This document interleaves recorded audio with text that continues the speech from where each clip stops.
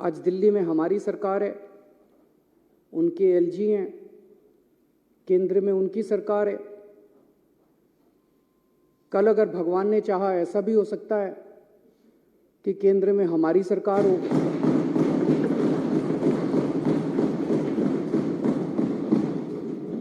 दिल्ली में हमारे एलजी हों, और हो सकता है दिल्ली में हमारी हो, कांग्रेस की हो, बीजेपी की हो, किसी और की सरकार हो। हम ये सुनिश्चित करेंगे कि हमारा एलजी इस तरह से तंग नहीं करेगा उस टाइप का, जो भी सरकार होगी। हम चुनी हुई सरकार की इज्जत करते हैं, हम लोगों की इज्जत करते हैं, लोगों के मत की इज्जत करते हैं, लोगों के वोट की इज्जत करते हैं, जनतंत्र की इज्जत करते हैं, हम संविधान की इज्जत करते हैं। दिल्ली में 2 करोड़ लोग रहते हैं। मैंने हमेशा कहा है कि ये 2 करोड़ लोग एक परिवार हैं। हमने हमेशा इसको एक परिवार माना है।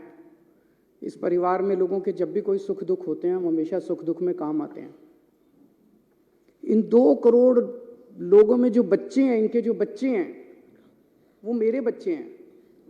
मैं उनको हर्षिता और पुलकित से अलग नहीं समझता, उनको मैं अपना बच्चा समझता हूं।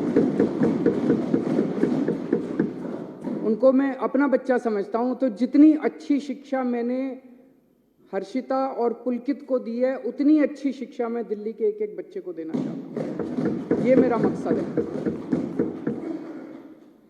और उसी मकसद से हम लोगों ने शिक्षा के ऊपर, क्योंकि मुझे ये लगता है कि अगर हमने अपने बच्चों को अच्छी शिक्षा दे दी तो देश का भविष्य बनेगा, बच्चों का भविष्य बनेगा तो देश का भविष्य बनेगा। उसी को मद्देनजर रखते हुए हमने शिक्षा पे इतना खर्चा भी किया, इतने अच्छे अच्छे शानदार स्कूल बनाए।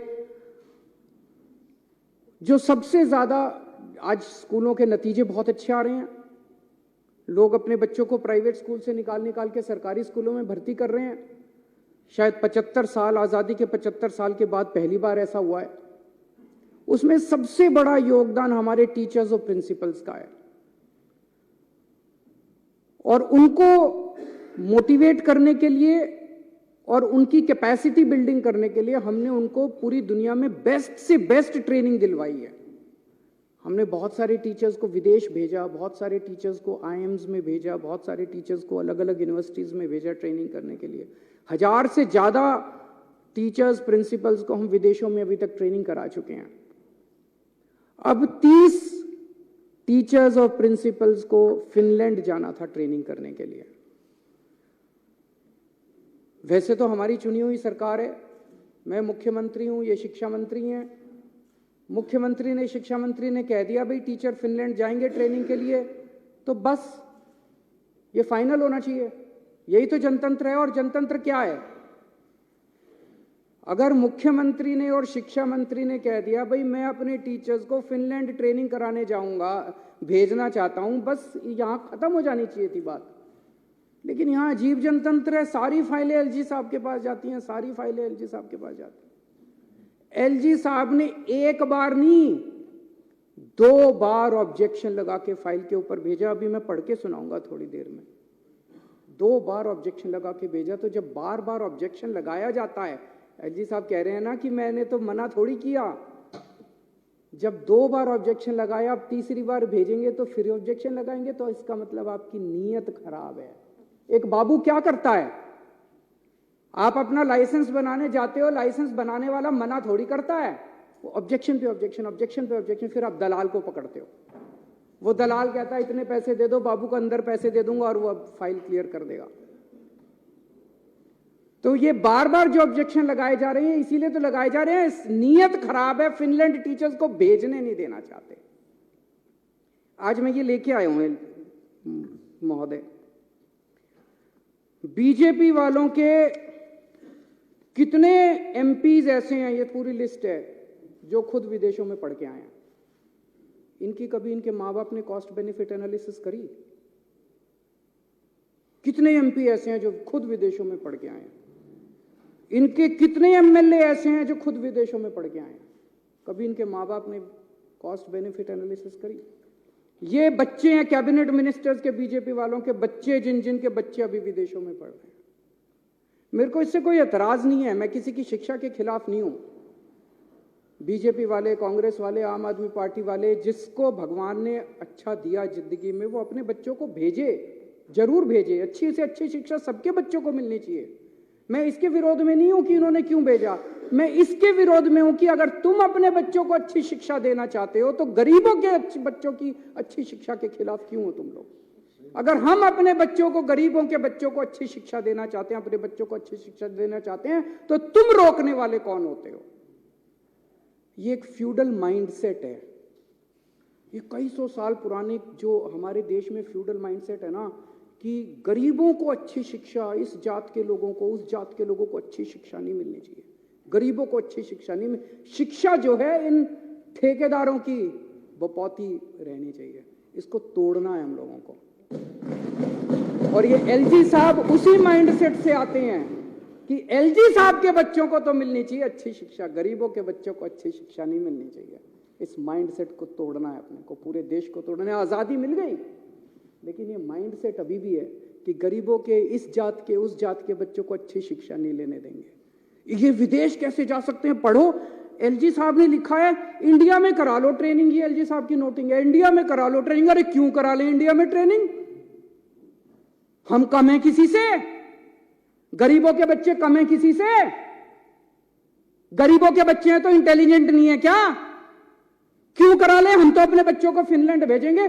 पूरी दुनिया में सबसे अच्छी शिक्षा फिनलैंड के अंदर मिलती है, सबसे अच्छी, ये सबको पता है। फिनलैंड पूरी दुनिया में शिक्षा में नंबर 1 है, और उसमें भी जो नंबर 1 यूनिवर्सिटी है उसमें भेज रहे हैं हम। पूरी दुनिया में जो नंबर 1 है हम तो भेजेंगे सर। दिल्ली के लोगों का पैसा है, टैक्स का पैसा है दिल्ली के लोगों का, टैक्स के पैसे से, दिल्ली के टैक्स के पैसे से भेज रहे हैं। लोगों का पैसा, लोगों के बच्चे, अपने पैसे से लोग अपने बच्चों को ट्रेनिंग के लिए भेजते हैं। ये वो क्या कहते हैं, पराए घर में अब्दुल्ला दीवाना, ये एलजी कौन हो गया है? बेगानी शादी में अब्दुल्ला दीवाना, ये एलजी कहां से आ गया? कौन है एलजी? कहां से आ गया एलजी? किस बात का एलजी? कौन एलजी? कौन लेफ्टिनेंट गवर्नर? हमारे सर पे बैठ गया आके लेफ्टिनेंट गवर्नर। अब वो तय करेंगे कि हम अपने बच्चों को कहां पढ़ाएंगे। ऐसी सामंतवादी सोच के लोगों ने आज हमारे देश को पीछे छोड़ा हुआ। मैं कई बार सोचता था 70 साल हो गए हमारे देश को, 75 साल हो गए हमारे देश को, इतना पिछड़ा कैसे रह गया, इतना अनपढ़ कैसे रह गया, इतना गरीब कैसे? इन लोगों ने जानबूझ के, इन लोगों ने देश को गरीब रखा है। इन लोगों ने हमारे बच्चों को पढ़ने नहीं दिया। ये तो सामने आ गया, नंगे हो गए ये लोग। इन लोगों ने हमारे बच्चों को, बड़ी मजे की बात है, एलजी साहब के पास पावर नहीं है ये करने की। एलजी साहब के पास पावर नहीं है ये करने की। मैं भी आपको दिखाता हूं। सुप्रीम कोर्ट ने साफ साफ कहा है कि भाई 3 चीजें हैं। एक है पुलिस, पब्लिक ऑर्डर और लैंड। इन तीनों चीजों को छोड़ के एलजी साहब के पास कोई भी निर्णय लेने का अधिकार नहीं है। ये सुप्रीम कोर्ट का ऑर्डर है। 2018 4 जुलाई 2018 को ये ऑर्डर पास किया था सुप्रीम कोर्ट ने। सुप्रीम कोर्ट तो देश की सर्वोच्च अदालत है, वो तो सबको माननी पड़ती है ना। इसमें से मैं पढ़ के सुनाता हूं। इसमें लिखा हुआ है पैरा 284। अब तो सबको रट गया होगा पैरा भी, कल 3 दिन से मैं बोल रहा हूं। 284.17 पैरा, इसमें लिखा है the lieutenant governor has not been entrusted with any independent decision making power. इसकी हिंदी क्या हुई? लेफ्टिनेंट गवर्नर, दिल्ली के लेफ्टिनेंट गवर्नर को स्वतंत्र रूप से कोई भी निर्णय लेने का अधिकार नहीं है, ये सुप्रीम कोर्ट कह रहा है। सुप्रीम कोर्ट को पता था एक बार लिखने से नहीं मानेगा एलजी, उन्होंने 2 बार लिखा। उन्होंने फिर पैराग्राफ नंबर 475.20 में लिखा there is no independent authority vested in lieutenant governor to take decisions. अब इससे फालतू बेचारा सुप्रीम कोर्ट भी क्या करेगा। सुप्रीम कोर्ट ने साफ साफ लिखा भाई एलजी साहब के पास डिसीजन लेने की पावर नहीं है। मैं जब एलजी साहब से मिलने गया अभी 3 दिन पहले, तो मैंने ये पढ़ के सुनाया उनको। मैंने कहा सर सुप्रीम कोर्ट ये कह रहा है। कहते हैं हाँ सुप्रीम कोर्ट की अपनी राय हो सकती है। सर अध्यक्ष महोदय, इसके बाद मेरे पास कुछ कहने को नहीं बचा था। इतने बड़े संवैधानिक पोजीशन के ऊपर बैठा हुआ व्यक्ति अगर ये कहता है कि सुप्रीम कोर्ट का ऑर्डर सुप्रीम कोर्ट की राय हो सकती है, मैंने कहा सर आप जो ये कह रहे हैं ना, ये सुप्रीम कोर्ट का कंटेम्प्ट है। आप ऐसा नहीं बोल सकते। सुप्रीम कोर्ट का आदेश कानून है इस देश का, सुप्रीम कोर्ट का आदेश बाइंडिंग है इस देश के ऊपर, इस देश के हर नागरिक के ऊपर। बोले नहीं, मैं बोले संविधान में लिखा है कि एलजी एडमिनिस्ट्रेटर है। एडमिनिस्ट्रेटर का मतलब शासक होता है, तो मेरे पास सुप्रीम पावर्स है, मैं कुछ भी कर सकता हूं। इसके बाद में क्या कहता, फिर उन्होंने कहा कि मैंने मना थोड़ी किया है। मैंने कहा जी 2 बार आपने वापस भेज दी फाइल, 2 बार आपने लिखा। क्या लिखा? पहली बार लिखते हैं मुझे ये बताया जाए कि क्या डीओपीटी की गाइडलाइंस का पालन किया गया। ये जिस यूनिवर्सिटी में भेज रहे हो, इस यूनिवर्सिटी ने और कौन कौन से कार्यक्रम कराए, इससे क्या ऑब्जेक्टिव हासिल होगा। अरे मैं मुख्यमंत्री हूं, मैंने देख लिया यार सारा। मैंने एलजी साहब को बोला, मैंने कहा सर आप मेरे हेडमास्टर थोड़ी हो, इतने तो मैं स्कूल में पढ़ाई में बहुत अच्छा था, फर्स्ट आया करता था क्लास में थ्रू आउट, पहली क्लास से लेके 12वीं क्लास तक फर्स्ट आया। यूनिवर्सिटी टॉपर था, कुरुक्षेत्र यूनिवर्सिटी में टॉप किया था मैंने, पहले 6th पोजीशन थी मेरी। मेरे मास्टरों ने आज तक मेरा होमवर्क ऐसे चेक नहीं किया जैसे एलजी साहब आज मेरी फाइलें लेके बैठ जाते हैं। स्पेलिंग गलत है, हैंडराइटिंग खराब है, ये ऐसे क्यों नहीं लिखा, ये वैसे क्यों नहीं लिखा। मेरे मास्टरों ने ऐसे नहीं किया जैसे एलजी साहब मेरा होमवर्क चेक करते हैं। मैं चुना हुआ मुख्यमंत्री हूं, दिल्ली के 2 करोड़ लोगों ने मेरे को चुन के भेजा है। आप कौन है?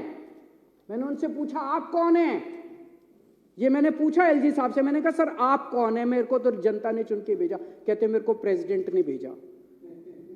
मैंने कहा वैसे ही जैसे अंग्रेज वाइसरॉय भेजते थे वैसे ही आपको प्रेसिडेंट ने पहले। बोले आपकी सरकार अच्छी नहीं चल रही, आपने ये नहीं किया, आपने वो नहीं किया, आपकी सरकार में ये। मैंने सर वो वाइसरॉय जो होते थे ना, वो कहते थे you bloody Indians, you don't know how to govern. मैंने कहा एलजी साहब आज आप भी वही भाषा इस्तेमाल कर रहे हो, you bloody Delhi wallahs, you don't know how to govern. मैंने कहा सर दिल्ली छोड़ दो हमारे हालात पे, हम अपनी दिल्ली चला लेंगे।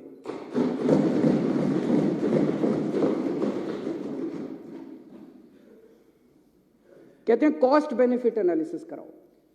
मैंने एलजी साहब से पूछा सर मेरे को वो धारा बता दो संविधान की, मैं सारे सर ये जो आज मैं लेके आया हूं ना, ये सब लेके गया था मैं एलजी साहब के पास, ये सारी चीजें लेके गया था। मैंने कहा सर ये आपके सामने रखी है, अब मेरे को इसमें दिखा दो आपको कॉस्ट बेनिफिट एनालिसिस ऑर्डर करने की पावर किस कानून के तहत है। कौन सा कानून, सुप्रीम कोर्ट का आदेश आपको ये पावर देता है कि आप दिल्ली सरकार के किसी काम की कॉस्ट बेनिफिट। मैं कराऊंगा, मेरे को जनता ने कहा है मैं कॉस्ट बेनिफिट एनालिसिस कराऊंगा। ये सदन है, ये सदन कराएगा, इसकी कमेटियां कराएगी, ये कमेटियां कराती है, ये सौरभ मेरे को बताता है, राजेश बताता है, सोमनाथ, ये सारे बताते हैं। ये कॉस्ट बेनिफिट एनालिसिस ये लोग कराएंगे। आप कौन होते हो कॉस्ट बेनिफिट एनालिसिस कराने वाले? दिल्ली के अंदर चुनाव हार गए और उसके बाद अब कॉस्ट बेनिफिट एनालिसिस, आपके पास तो पावर नहीं है। मैंने उनसे पूछा, उनके पास कोई जवाब नहीं था। फिर मैंने उनसे पूछा, मैंने कहा सर ये 10 एल्डरमैन कैसे बना दिया आपने? ये तो आपके पास पावर नहीं है, तो ट्रांसफर्ड सब्जेक्ट है, एमसीडी एक्ट तो ट्रांसफर्ड सब्जेक्ट है, आपने 10 एल्डरमैन कैसे बना दिए? बोले उस कानून में लिखा है एडमिनिस्ट्रेटर शैल अपॉइंट 10 एल्डरमैन। तो मैंने उनको ये एक और दूसरा ऑर्डर दिखाया सुप्रीम कोर्ट का, ये 2019 में आया था सुप्रीम कोर्ट में। इसमें लिखा है कि जहां एडमिनिस्ट्रेटर लिखा होगा वहां भी मंत्रियों की चलेगी, वहां भी मुख्यमंत्री की चलेगी, ये लिखा हुआ है।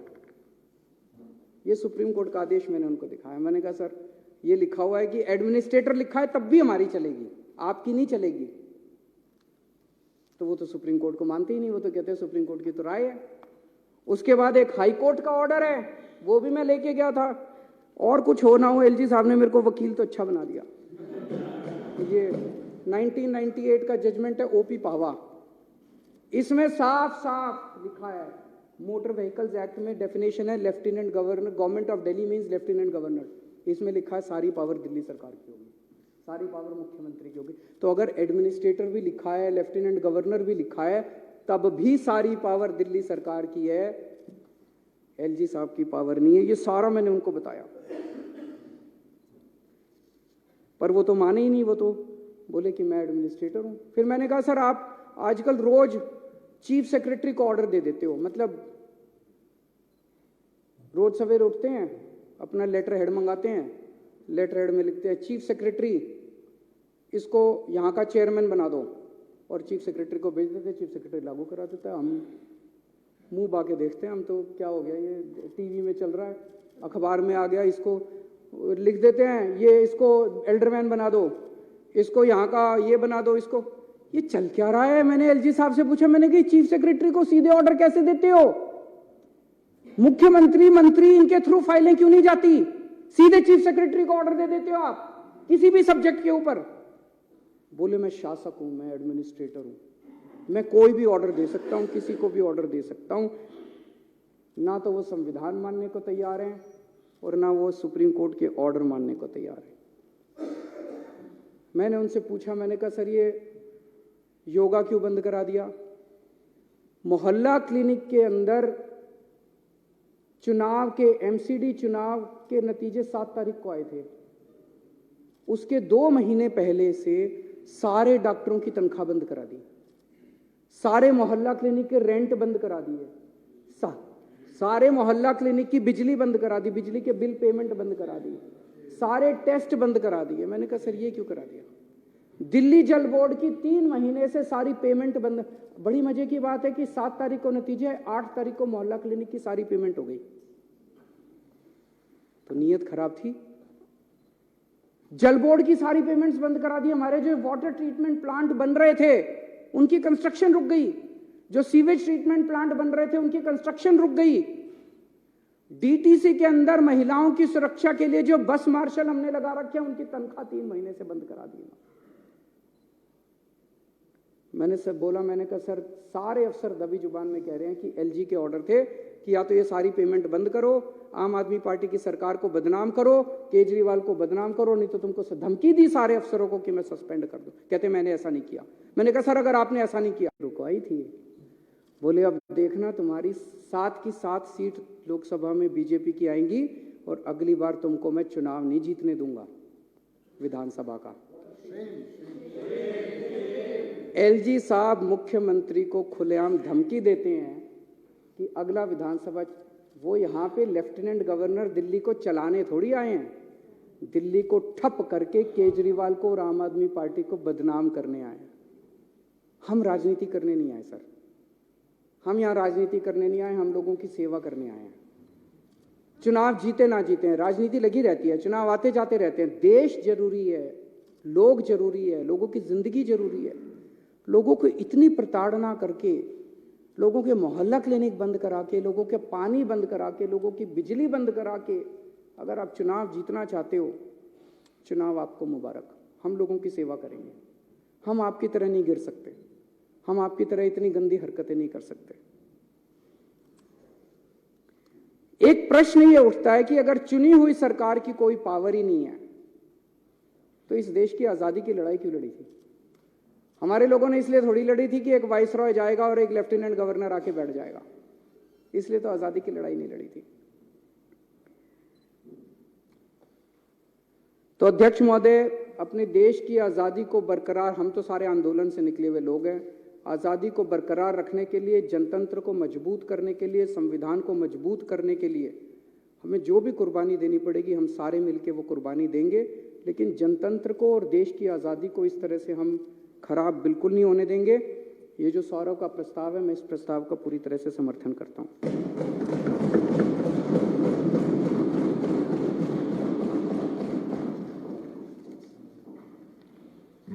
अब श्री सौरभ भारद्वाज जी माननीय सदस्य द्वारा प्रस्तुत संकल्प सदन के सामने है।